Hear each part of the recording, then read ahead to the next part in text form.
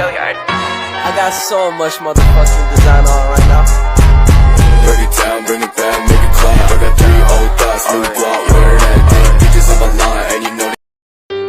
Kali ini kericuhan terjadi akibat demonstrasi yang digelar oleh ratusan penambang di kantor Bupati Pohuwato, Provinsi Gorontalo, Kamis 21 September 2023. Dalam aksi amuk massa tersebut, massa membakar kantor Bupati Pohuwato dan merusak fasilitas di perusahaan tambang emas milik Fani Gold Project. Fasilitas pemerintah yang dirusak massa diantaranya kantor Bupati, kantor DPRD Pohuwato, dan rumah dinas Bupati.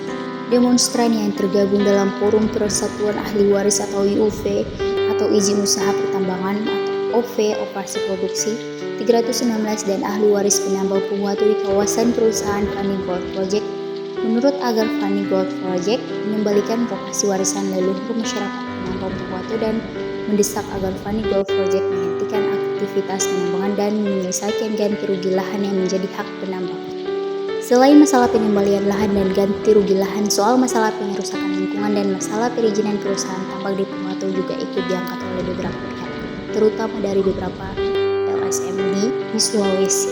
Kasus di Pulau Rempang dan Pohuwato nyatanya hanya segelintir kasus yang menggambarkan kerumitan urusan konflik agraria di Indonesia akibat berbagai persoalan, baik karena buruknya tata regulasi dari pemerintah, keberpihakan pemerintah yang terlalu berlebihan kepada investasi atau pengusaha, sampai pada masalah buruknya model dan gaya komunikasi pemerintah dengan masyarakat di lokasi investasi dilangsungkan.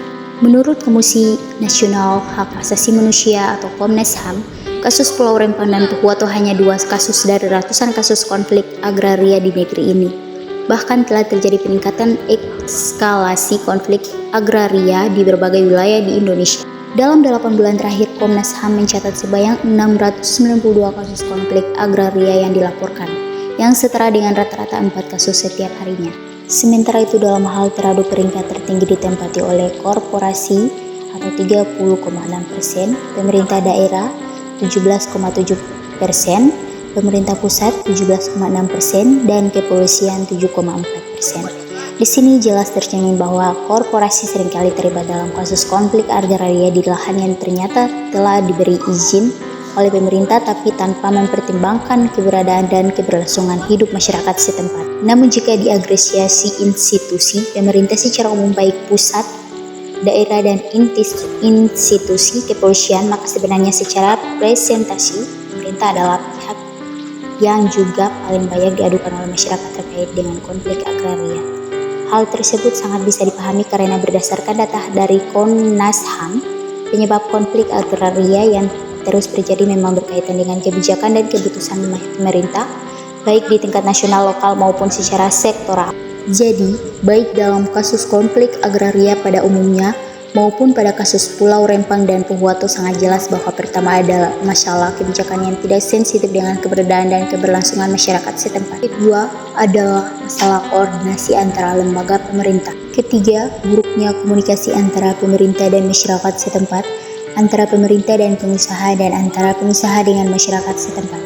Keempat, masalah yang nampaknya menjadi sebab awal dari semua simpang siur kebijakan pemerintah di atas adalah adanya keberpihakan yang berlebihan dari pihak pemerintah kepada pengusaha dan investor atas nama kepentingan pertumbuhan ekonomi nasional. Sementara di Pohuwato massa bertindak agresif kepada kedua pihak baik pemerintah daerah maupun kepada pihak perusahaan. Dengan kata lain, meskipun tidak ada kaitan langsung antara kasus Pulau Rempang dan Pohuwato, tapi saya cukup yakin ada keterkaitan emosional antara kedua masyarakat di kedua lokasi.